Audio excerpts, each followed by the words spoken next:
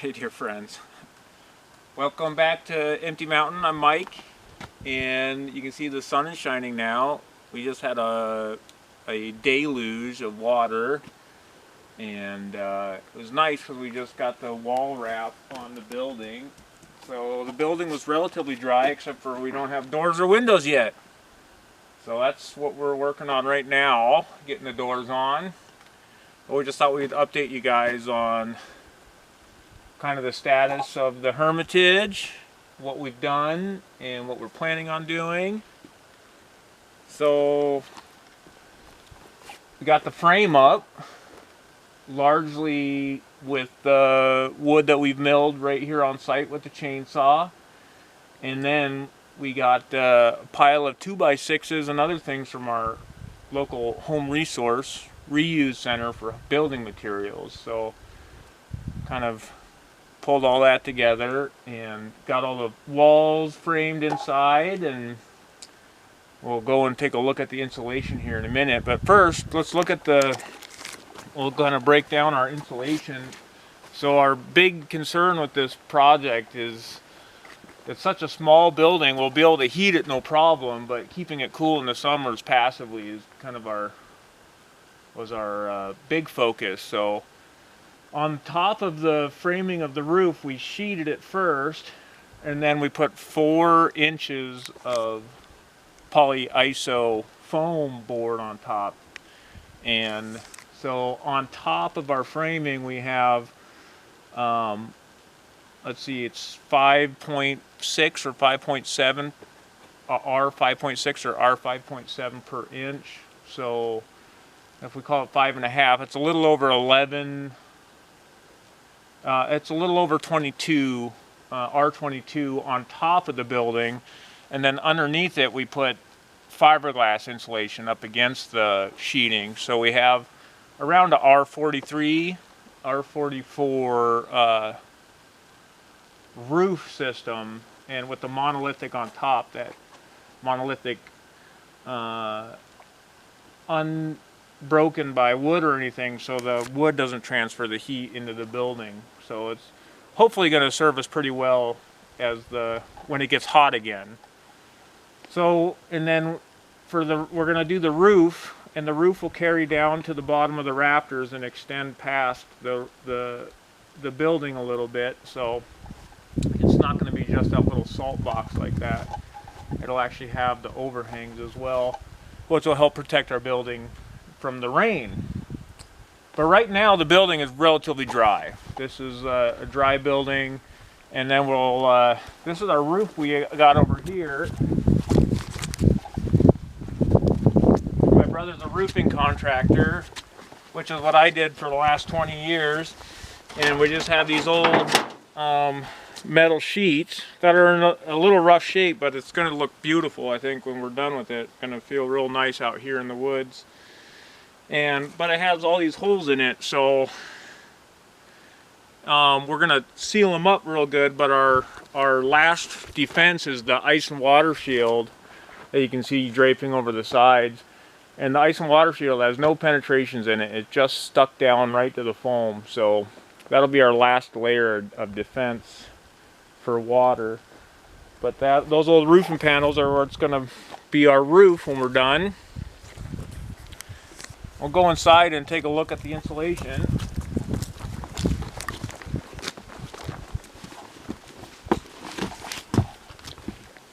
So we got the walls in, and we put this R21, which I didn't know they made R21. The old fiberglass used to all be R19, but we have R21 on the walls. And we decided to go with the 2x6 thickness walls so we can maintain some of these round beams that we worked so hard to integrate into this building. So we wanted to leave that exposed as when we start finishing. And so this year we're getting ready to go back down south to the monastery, Deer Park Monastery, for the winter. And before we head out, we want to get the windows and doors in and the roof on. And so we'll have the shell of the building relatively complete. And next year, we're wanting to we'll see what happens, but our thought right now is to buy a sawmill, a portable sawmill, band sawmill, so we can cut 1-bys for the floor, for the wall cladding, and for the siding on the outside, the exterior of the building. So right now, this is what it's going to be. We're just going to leave it like this through the winter, and next year we'll finish out the Hermitage with the sawmill. And so right now, this project that we're focused on right now is filling in all the openings. So we have the 2 windows and the door, and we'll probably end up putting windows in the gables as well, but we're going to do that, I think, next year if we decide we want to. At least one above the bed in the loft area. But that's all next year. So right now we're closing all the holes in that we currently have and working on the door right now. So we got this incredible door from the Home Resource again, and it's a salvage door that didn't come with a jamb, so we got a free threshold. Here, I'll grab it real quick.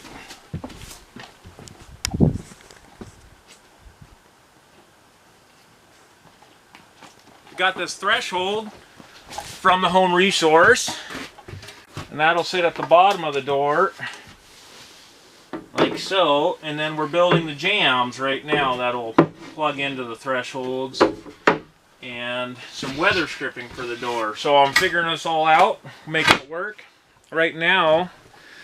So we actually had to cut the door down because the framing for the building was smaller than this door, so we had to shorten the door by 3 inches. And now I'm mortising out the hinges for the door, which you can see right here. I've got one finished.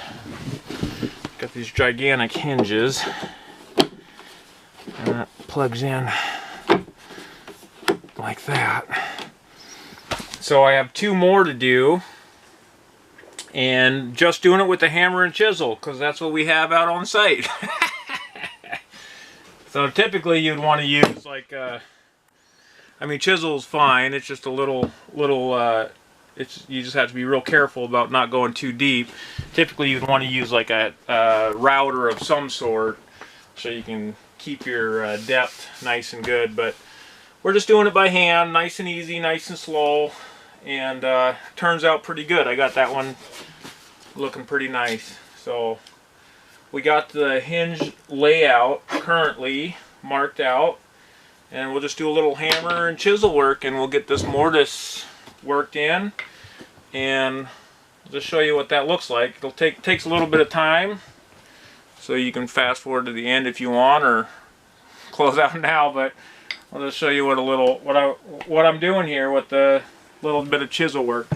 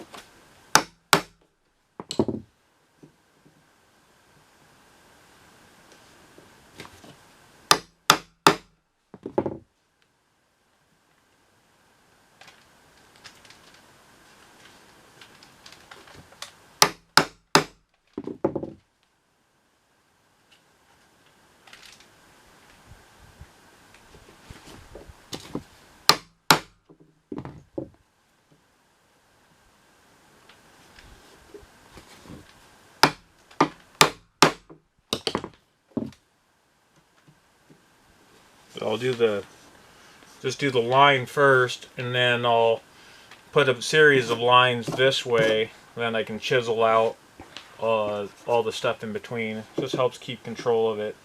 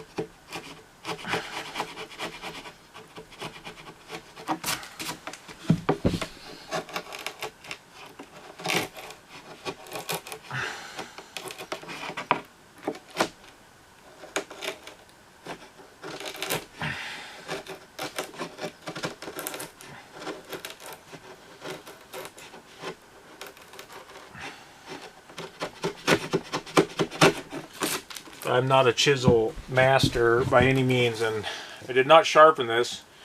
This is just a little DeWalt chisel that I got straight from the store, and I'm just using the edge that they had on it. So if you watch somebody that does this professionally, they'll have super sharp chisels that can just shave hairs off, and certainly adequate for what I'm doing now, but someday I'd like to get a little more precise.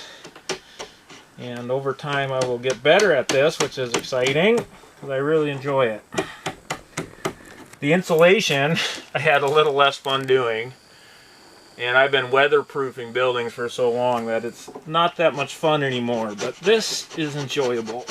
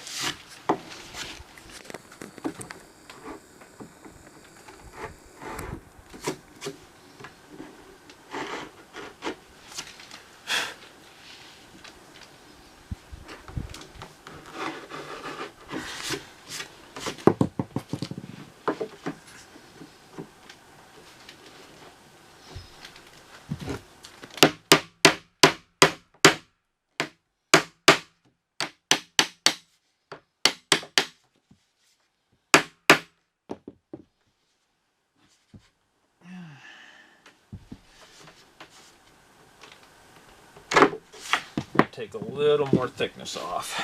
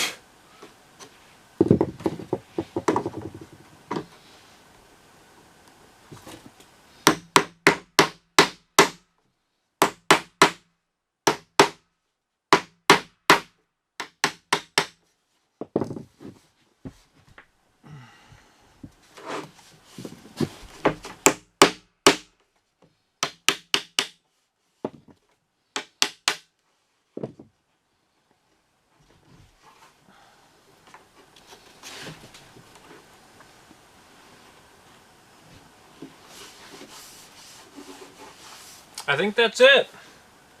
That's one down, one more to go. Thanks for watching, everybody. We'll see you next time.